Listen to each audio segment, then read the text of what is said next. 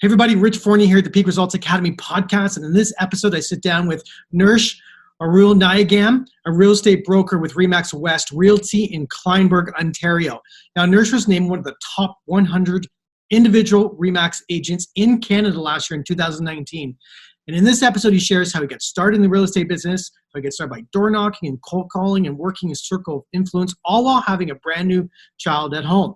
Now, he also shares his thoughts and his opinions about what the real estate market is going to do in Canada throughout the rest of 2020 and how he is serving his clients through this crisis. So stay tuned. I'm sure you're going to enjoy this episode. Have you ever wondered why some people thrive in all areas of their life? Welcome to the Peak Results Academy podcast with your host, Rich Fournier. Each week, we interview industry experts who consistently dominate in the fields of health, business, and beyond. Our mission is to share their personal struggles and strategies so that you can create your own peak results. Welcome to the Academy.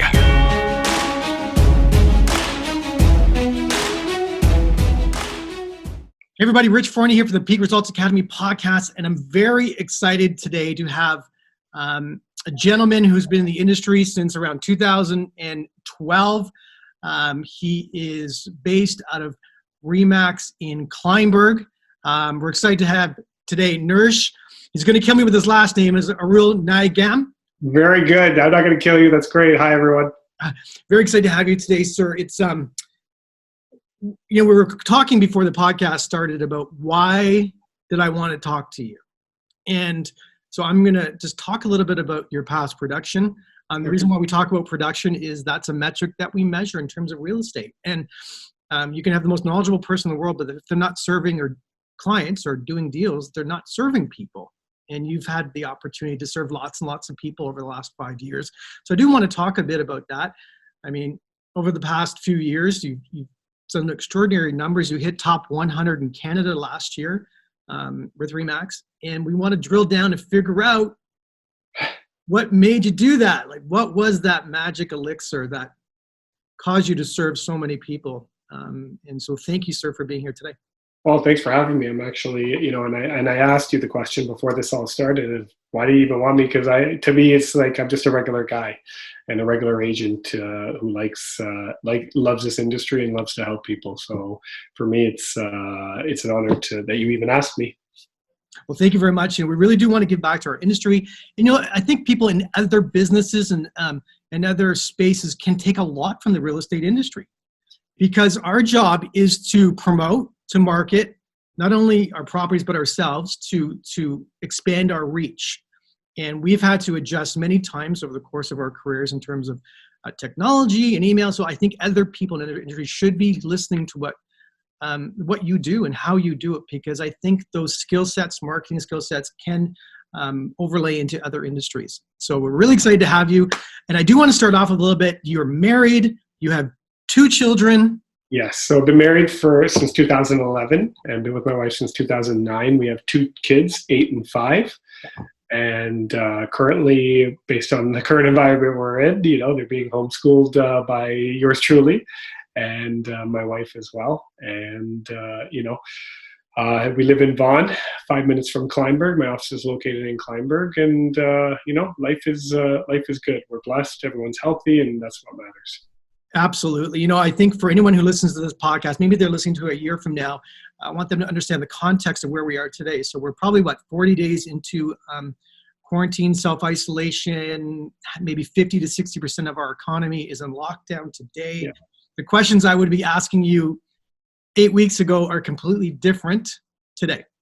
Absolutely. But I do want to talk a little bit about your past, how you got started in the real estate industry.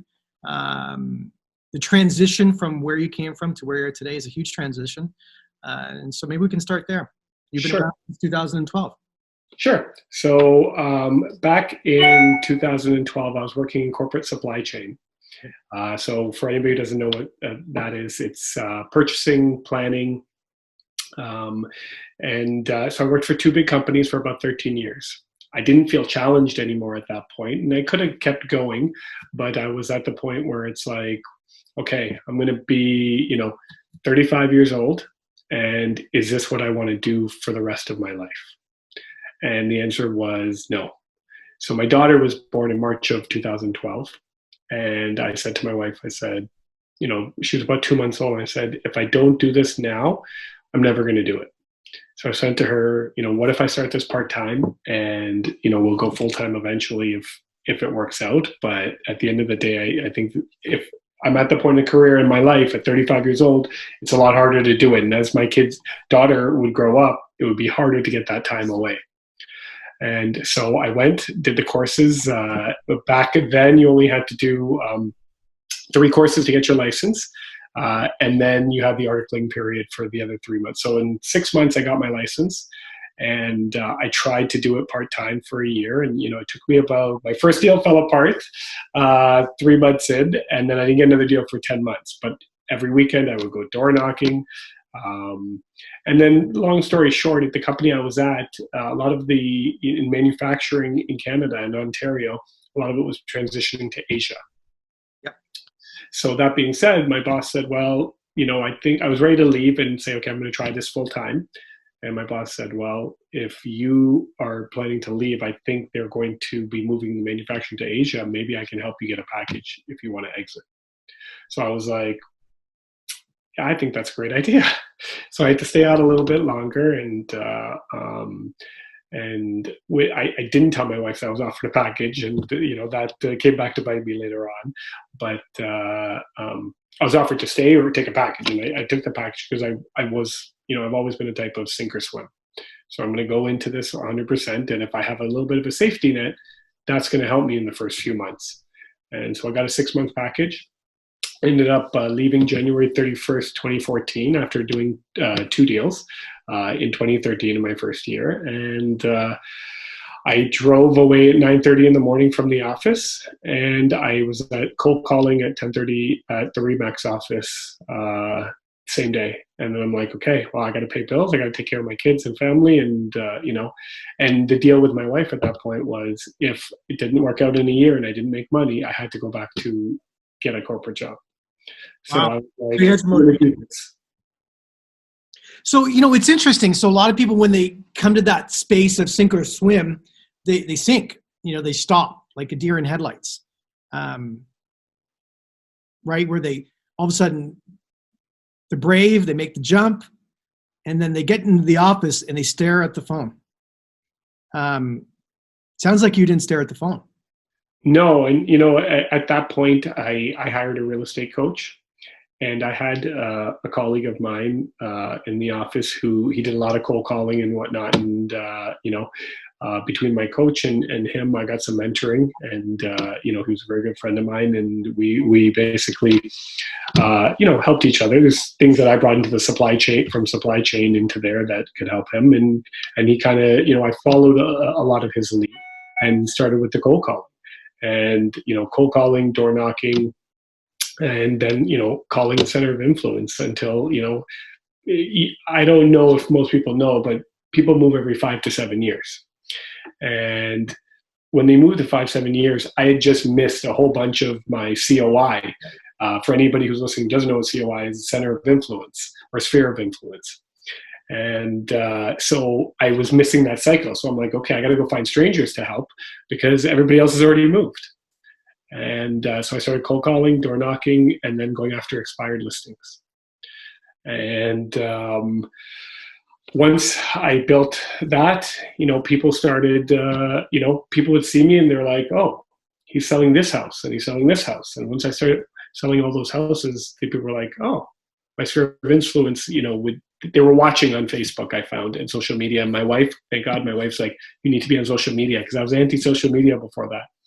So I would post all my solds and stuff, and then I would start getting DMs from people from high school, friends who were thinking about moving, like, what did that house sell for? And then it kind of just built from there. I made money, the first year I was at Remax, so I didn't have to go back to a 9-to-5 job.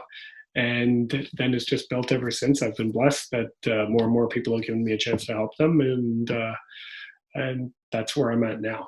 So when you look at, let's go back to those days I call them the pain days. It's called character building days when you're on the phone, getting rejected. There's a lot of people who produce at a certain level. They make it look easy, but I've learned that private victories turn into public victories later on. Yeah. How many phone calls and how many doors would you knock in a given week? Like, what did that look like? So phone calls, because I came from corporate, going to the office, I was in the office every day at 8:30 after I dropped my daughter off at either daycare or, if my wife was home on maternity leave, I'd be in the office 8:15, 8:30 because that's what a normal person would do. And then I realized in this industry that people don't come in the office. And if they do, they come in 10:30, 11. And I was like, oh, that's weird. And so I would make phone calls from about 9 o'clock till about 12 o'clock. And then, get ready for appointments if I had any, or go after expireds in the afternoon, and then go door knocking. So realistically, phone calls, 250. We'd have an auto dialer that we were using to make calls. So we'd probably call about 200, and we try to get about 25 to 50 contacts in a day. Good numbers, really good numbers. And I think that's where I think a lot of people don't realize how many people you have to communicate on a daily basis to start forming relationships with people. Yeah, it's a numbers game, right? So like 3 out of 100, you might actually get on the phone who have some sort of interest. And then it's lead follow up with those people to say, okay, is it going to be a year down the road, 2 years, 3 years down the road, but you keep up with them and, they turn into business. And I've had that. Some of them, as long as 3 years it took to turn them from let's say a postcard or a phone call or a door knock. But then at some point you get credibility. That's right. I need to go down this road because that's not the norm. Because 80 to 90% of people leave this industry within the first 5 years. What was the psychology in your mind to allow you to actually start doing that much activity in the beginning? Because most people, again, will come into the office and look at the phone and have this, that thing that just stops them. Like, how did you fill that gap? What was the psychology, and where did that come from? Well, it was a psychology of I had a newborn, like I had a 1-year-old. I just bought 2 pre-construction condos actually at the same time, and I had a mortgage.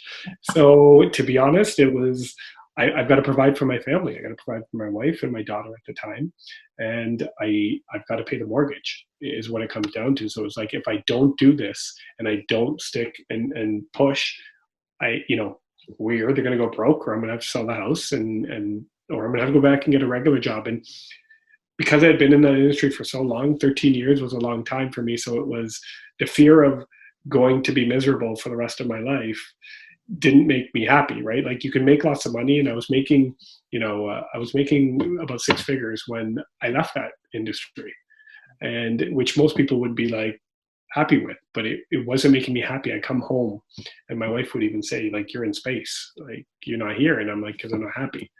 And so it was the fear of having to go back to something I didn't want to do for the rest of my life.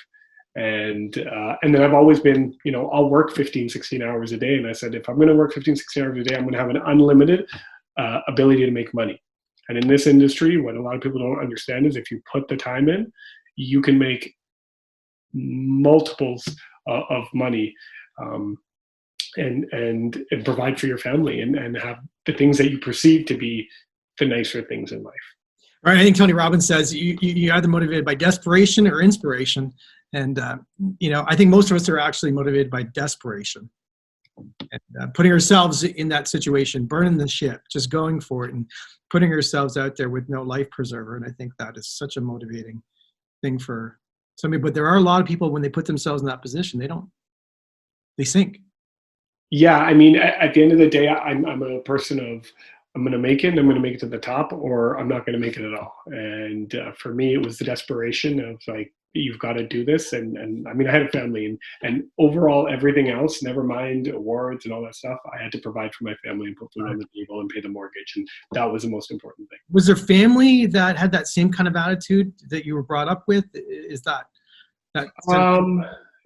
my father, So my brothers are both entrepreneurs as well.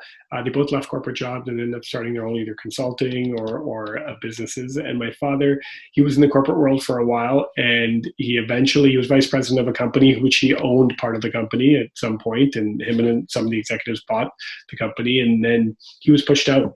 And so he started his own business from scratch, his own accounting business from scratch. So I think because I saw it everywhere else, then I was like, this is how life is. I need to do this. So I think, to your point, yes, but my father was always the type of person to play it safe. When I told him I was leaving to go do this, he said, you're crazy. You're getting, because he's an accountant, he said, you're making six figures, plus you have benefits. That's like 18% extra on top of your salary. And I said, but I'm not happy. So who cares about the money? If I'm not happy, I want to be happy. Got it. I hear you. I understand that, actually. I was in the financial world and I wasn't happy. Yeah. Life is too short to be unhappy for 30 years of your life. You know, we have the opportunity. We're in a first world country that affords us the opportunity to do things that, or to choose what we'd like to do. And why not go after something that you really, really want? You know, you look now in terms of your work ethic. Let's keep COVID out of this conversation for now. You know, 5 years in, 7 years in, 8 years in now, do you do that every day still? Do you go into the office, you know, and make those phone calls and door knock and mail drop and farm properly? Is that part of your vernacular every day? So I do go in the office. I'm still at the office between 8:15 and 8:30 every morning because I don't know how to do anything different. I wake up at 5:30 in the morning. I go to the gym. You know, me and my wife both work out, so we trade days, but I go to the gym, come home by 7:40, 7:50, take my kids to school. My kids are in school by 8:10. I'm at the office 5 minutes later or 10 minutes later. So then am I making phone calls? Yeah, I'm making phone calls, but I'm not cold calling anymore. I've been blessed now at the point where I don't do a lot of cold calling or door knocking at this point. And, you know, I have an operations manager. She was my assistant. I just promoted her. But she, you know, she pushes me to go door knocking, and I'm like, I don't want to. You know, Who wants to, right? You know, 100% honest. I don't want to. But you know, a lot of the calls I make now are warm calls. I have a lot of investor calls, and you know, so I don't have to make a lot of the cold calls. And because I do about 70% referral in my business now, that a lot of the ones are coming to me. So I just got to do some follow up. And then, you know, she's my right hand at work. So she takes care of everything. You know, once we get a listing, she takes care of most of it. So I can do what I love. And that makes me happier, actually, because negotiating the paperwork doesn't interest me. But the negotiating, the sales, the helping, that interests me. Got it. You look out at our industry, what is that magic elixir between someone who survives and thrives in our industry and someone who doesn't? What is that thing, that elusive thing that I'd love to find so I can bottle it and give it to the world? What's the difference? Work ethic. In my opinion, it's work ethic, because, you know, there's days, especially in this industry, the highs are highs and the lows are lows. And getting yourself into that office every day puts you in an environment where you can't just stand around and do nothing. You know, you need to produce. You have to figure out where your next deal is coming from. So it's all about mindset and work ethic. So if you get your work ethic correct, where you're going to the office, you have a schedule, and you're going to say, I'm going to prospect from 9 to 12 or 9:30 to 10, even 2 hours, or I'm going to go door knocking for an hour, or, you know, that's the most important thing, I think, in this industry to, if you're going to bottle up something. Bottle up something. Work ethic, mindset. Is that something you work on every single day, your mind? Or is that now, are you so ingrained that you don't do that work every day anymore? No, I still do. I read a lot of books of entrepreneurs that they give me motivation to, you know, keep my mindset right and keep my work ethic. When some days, you know, you want to just, like, everybody has good and bad days, and I'm not going to say everything is rosy, because it's not. And but it can't be. It can't be, right? And anybody who tells you it is, they're lying. And at the end of the day, I take it very seriously, and so I've started to expand my knowledge of, you know, what are the successful entrepreneurs out there doing, And in my mind, if I read books, and I never used to read a lot, but now I'm reading more. And I try to get, half an hour, 45 minutes into reading every day in the morning at the office as well before my call starts. So I'm in the right mindset. So no, I do still work on it. And, COVID's another story, but, it's we were having a conversation on before this, but, having a good mindset is going to get everybody through this. But on a regular basis, it's, I do still work on it. When you look at, let's talk about COVID. What are you doing today to serve your circle of influence today, to help them through this process? What, like, are you aggressively going out and still trying to grow your database and communicate with other people, or have you toned that down a bit? So to me right now is not a time, and I put a lot of stuff out in the social media where I think is a time for all of us is to figure out how to serve our clients in this market. So it's, yes, people need to sell their homes. Let's figure out how to do that safely and market their homes and do it. I don't need, it's not about me right now, in my opinion. It's not about self-promotion. It's not about growing my database. It's taking care of my database. Yep. So, I'm in touch with all of them. I'm making calls from my very first client, and they were so happy actually that I called. My very first 2 clients were actually sisters. And then their uncle had died that morning, and I wished them condolences, but they were like, we really appreciate the calls. And it was just purely like, I did not talk about supply chain. I did not talk about real estate.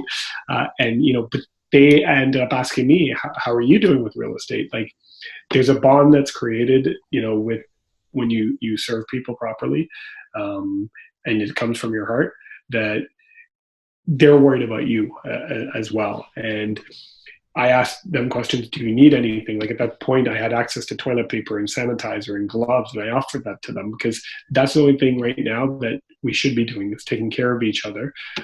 Real estate will come later on. If they need something, they're going to call me. But at the end of the day, I want to make sure everyone's healthy and happy.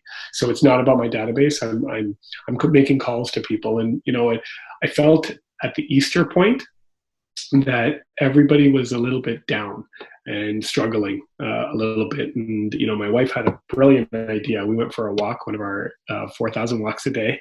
And she had ordered these cookie kits, Easter cookie kit decorating kits for our kids and a couple of our friends. She's like, you should do that for your clients. And then I'm like, okay. So I called the girl, and I was like, she said, how many you need? I said, maybe 30 to 40. But I have probably 200 and change past clients, not all with small kids. So then I was like, okay. So as the numbers grew, I was like, oh no, they need it. And come Easter, I had about 80 of them sent out.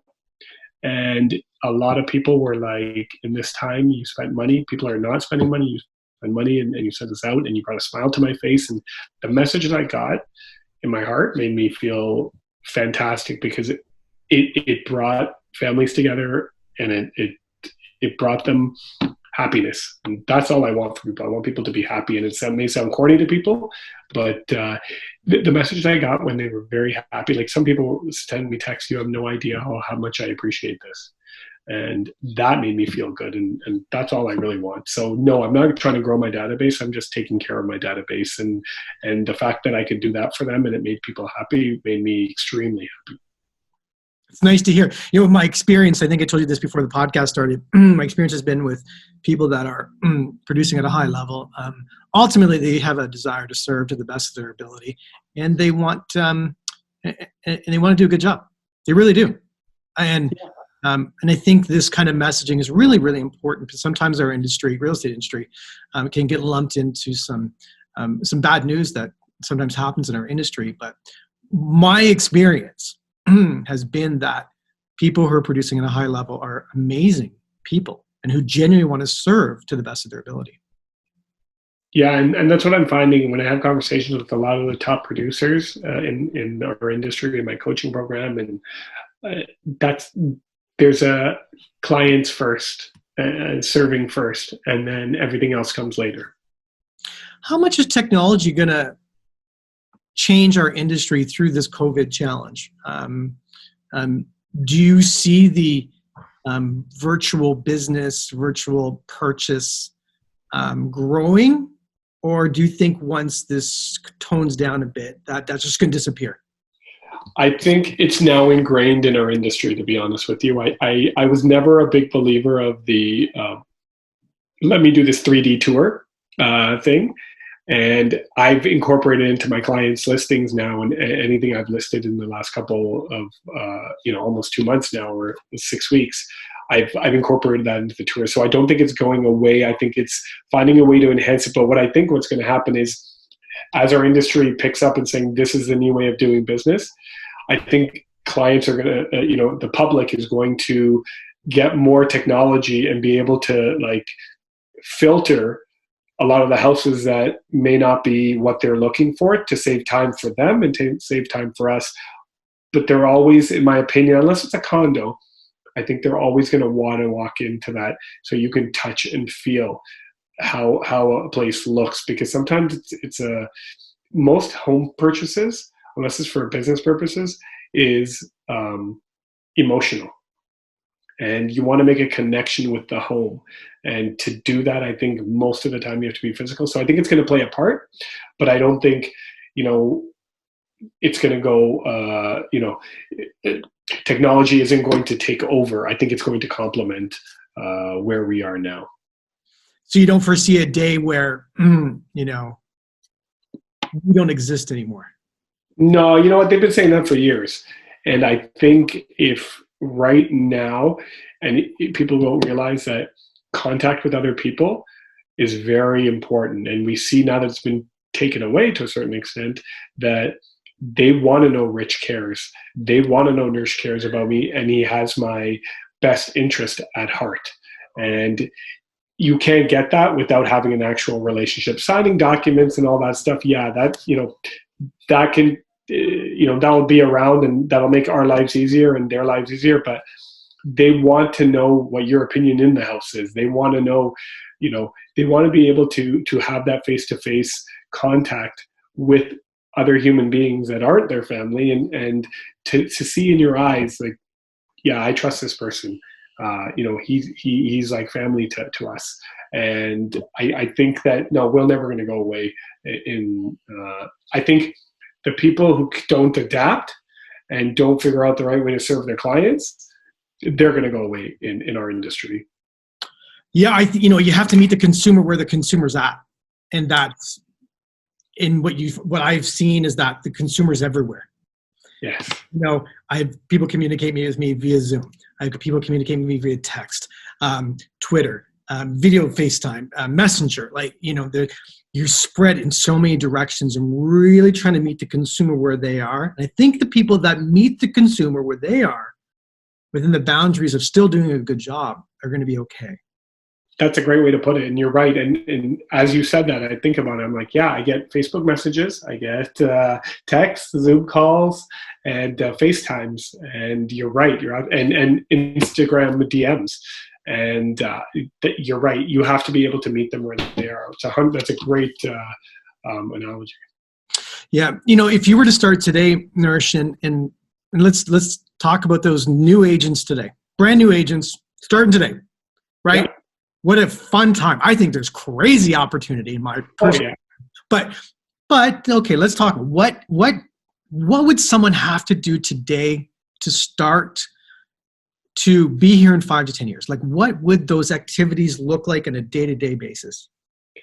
I think you still got to make calls to, I think more warm calls. I think you still got to be able to do that. But I think what you need to do is harness social media. Yeah. And build from that, because that opportunity, like back in 2012, my wife said, you got to get on this. And did I help it grow? And could I have listened to my wife and done a lot more before? Yeah, I could have. I'm going to take that clip and I'm going to send it to her right there. She would love that. But 8 years later, it's one of those things where, yeah, I mean, the players that are using social media are, they're winning. And if you come into this industry now, you can't say, I don't like social media, I can't be on camera, I don't like how my voice sounds. You'll be out, because that's where the clients are. they're on social media, most of them. And that's where they get their updates. That's where they get their news. And whether it's TikTok, Instagram, Facebook, that's where they're getting their daily updates from. So you need to be where they are. And that's for somebody today. I don't care if you're 20 or you're 40. You need to be on social media to survive, in my opinion, because that's how you're going to get. And it's free advertising, right? That's the other thing. So if you don't have a lot of money, it's not like, it's kind of like the equivalent of door knocking, but you're hitting a lot of people you may not have hit before that will DM you because it doesn't matter, because they can hide behind social media and say, okay, how much is that house worth? There's no face-to-face interaction, so it's not as uncomfortable as, let's say, a door knock would be. Right, 100%. What I found is that I'm 46, and I don't really watch TV. I don't really watch Netflix anymore. I'm on social media, just flipping my thumb. Yeah. And I'm all over the place, right? I'm following everyone. I'm reading what they're talking about, and that's my enjoyment, which I never thought that would be my enjoyment. And I think that people silently watch you. Yes. Well, they're ready. They're making a decision about you. I feel like I'm Canadian, which I am. I had an American yell at me the other day. You sound so Canadian. I am Canadian. They're making a decision about you privately at home. Do they like you or do they not like you? Do they trust you? Do they not trust you? And unless you're doing something like this, they're never going to know you exist. 100%. And that's the thing. And, I've gotten DMs saying, I'd love for you to help us when we're ready. And you don't know me. I've never had a conversation with you. You asked me a couple questions on Instagram, but they see your personality, or they, and social media is important. It's not just business, it's family. And they want to know that they can relate to you. And that at the beginning for me was like, well, I don't want to put my family out there. But a lot of my client base are families, just like me, with 2 kids or 1 kid, or, they're in that same demographic. So they want to see that they can relate to you, and that you understand what they're going through and what a move of a family with 2 young children is going to do to their family. So, yeah, I mean, social media is they need to relate to you before anything else. So it's fair to say we're a media company now. Yeah. That's not mine. I stole that from Gary Vee, but I think we always have been. I think it's just moving from print to the most part to digital.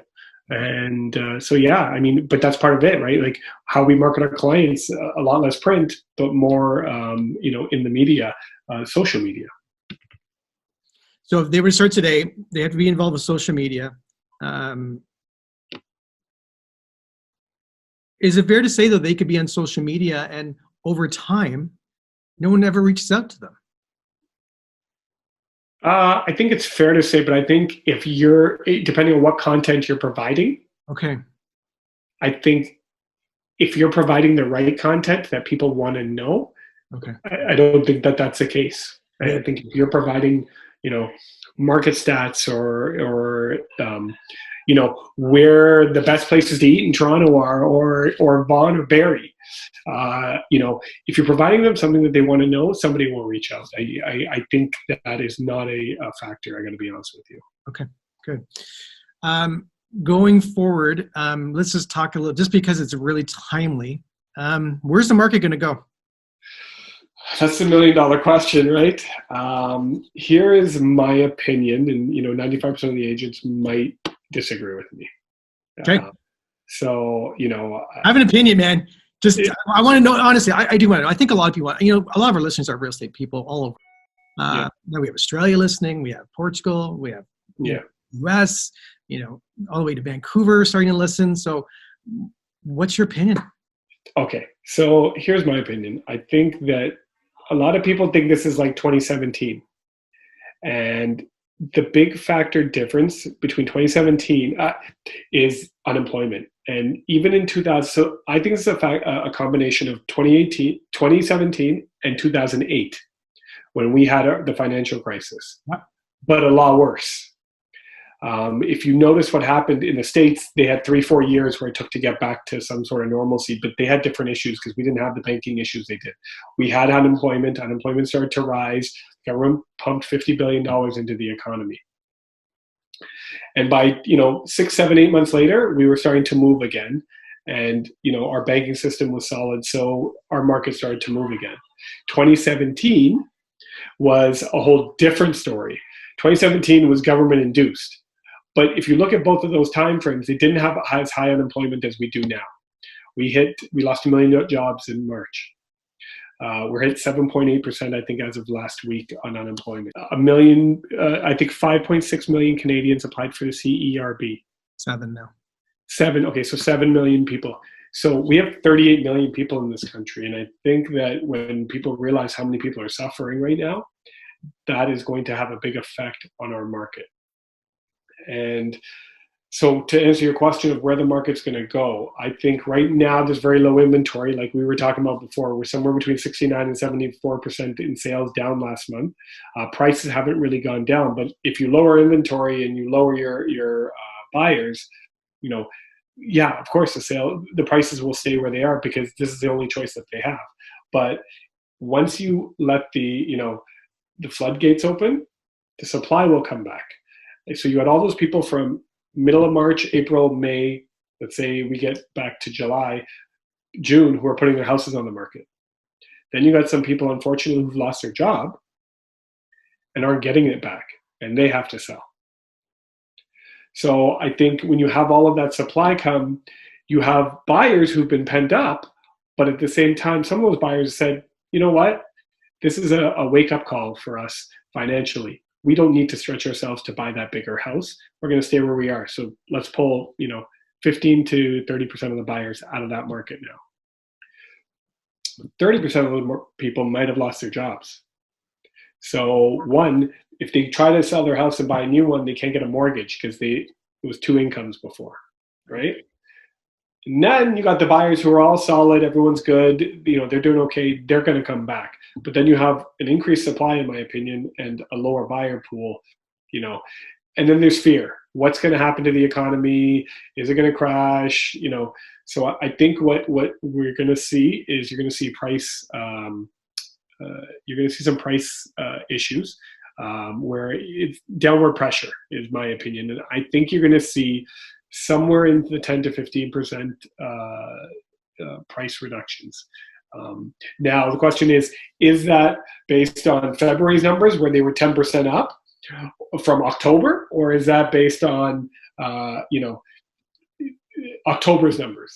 And I think that's a hard number to say. I think you're definitely giving back all of what came back in January and February. Whether you give back more of that, I don't know. I think our fundamentals are so strong, but I think you'll see 10 to 15% price pressure because some of those people have to sell now. They bought a new construction home, or they bought a resale home and they have to sell. So at some point, you're going to have to give up what the extra that you thought you were going to get, and give it back. So I think based on supply and demand, my opinion, and it's just my opinion, and I hope I'm wrong, I think you're going to see downward pressure on prices, and there's not going to be a confidence in the market for about 12 to 18 months. Because if you look at 2017, which was all created by that foreign buyer tax and fear, media fear, it took till 2019 before things went exploded. 2020, 2019, people started to say, okay, it's not that bad. But 2017, the market went down. 2018, it was still kind of coming down till about, I would say. You mean volume? Volume, yeah, sorry, volume.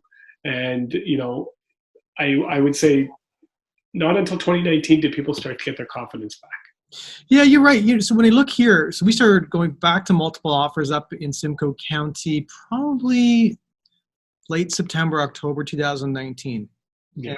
And, especially under that sub 500 mark up here. Oh, yeah.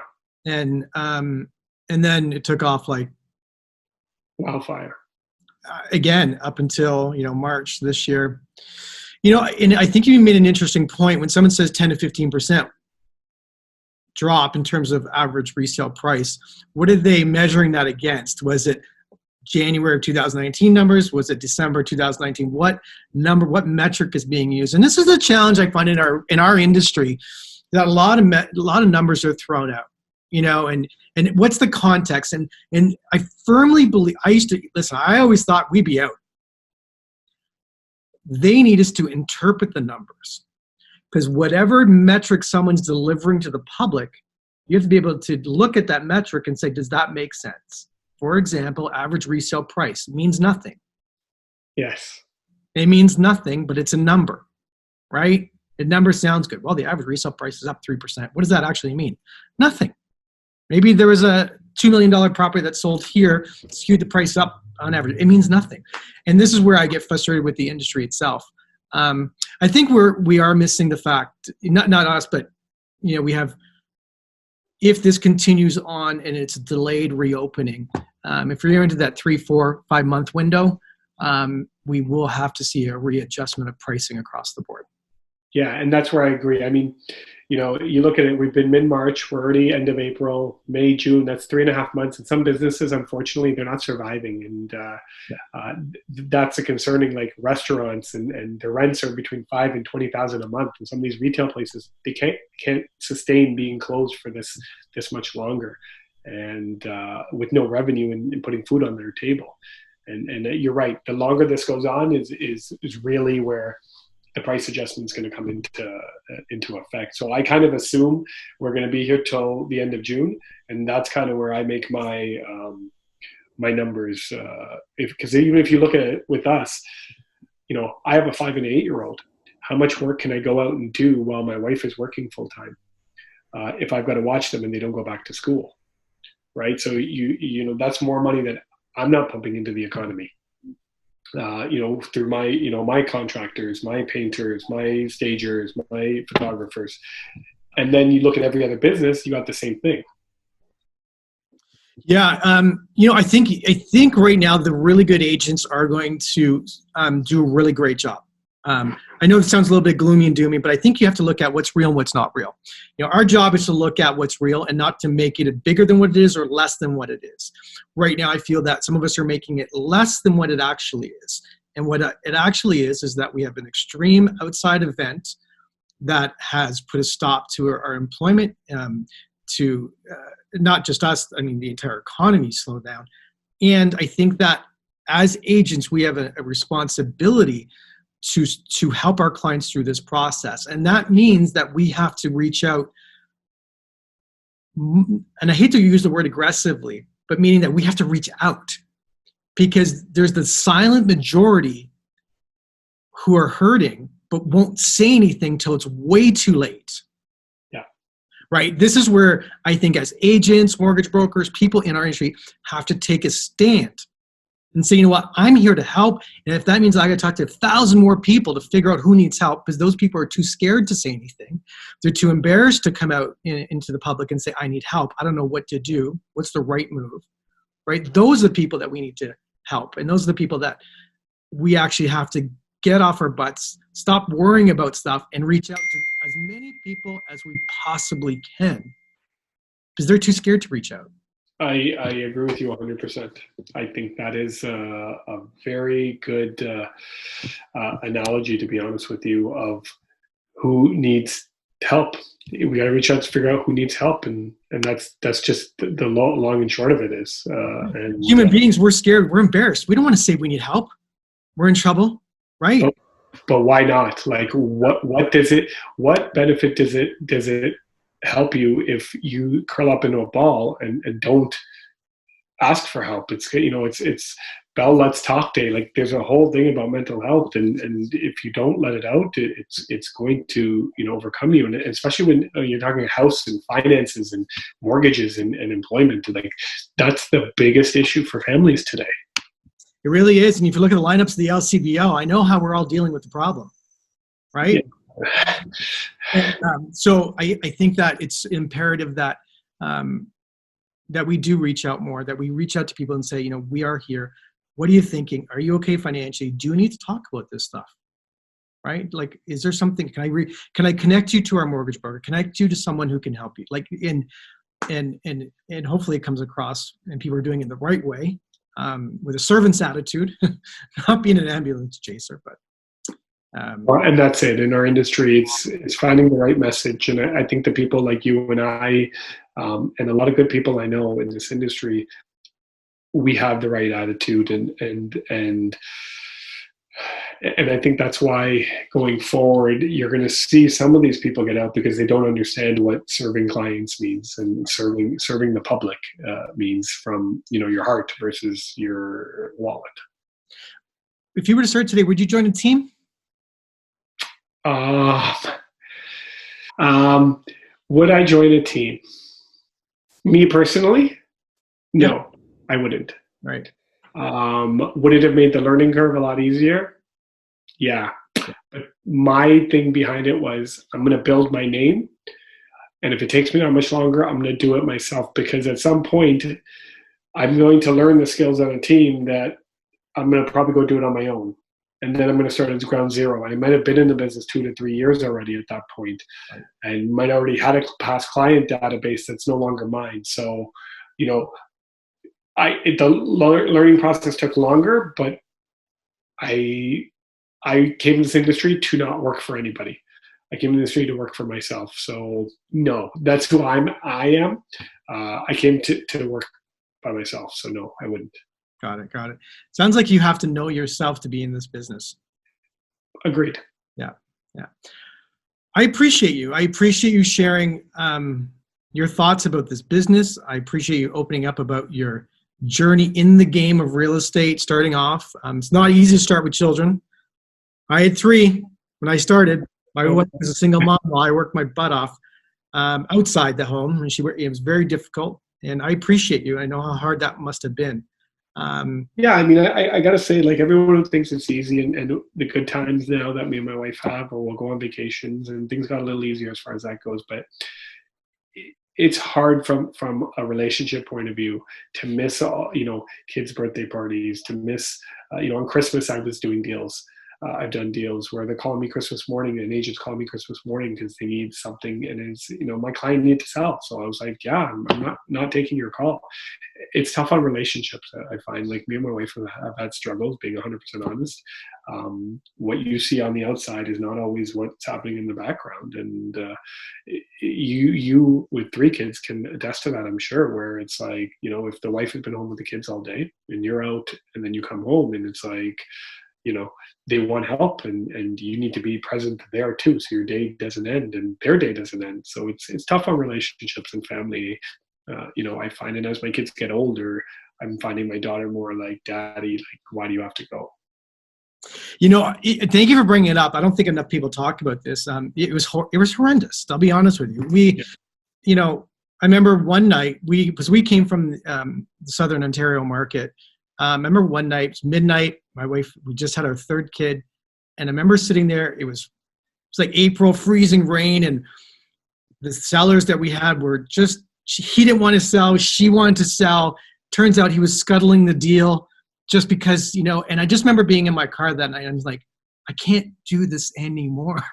Yeah. I miss so much of my family's life. I don't know if people understand how much work there is in this game, because it doesn't end at 5, it doesn't end at 7. Sometimes it ends at 3 o'clock in the morning.